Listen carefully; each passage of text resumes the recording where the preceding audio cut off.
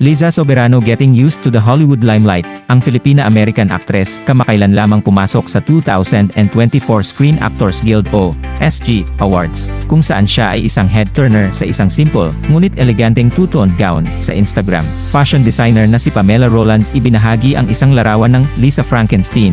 Ang aktres ay nakasuot ng isang piraso mula sa kanyang pre-fall 2024 na paglikha, isang black embroidered katawan na may isang voluminous blush skirt. Si Liza ay inaayusan sa pamamagitan ni Maeve Reilly, na parehong stylist ng ibang mga celebrities tulad nila Megan Fox, Jennifer Hudson, at Eva Longoria.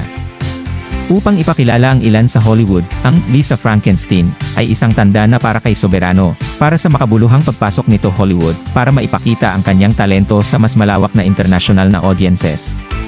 Ang pelikula ay mataas na inaasahan, dahil sa kanyang natatanging premisa, at si Soberanos ay mas lalong naging popularidad sa labas ng Pilipinas.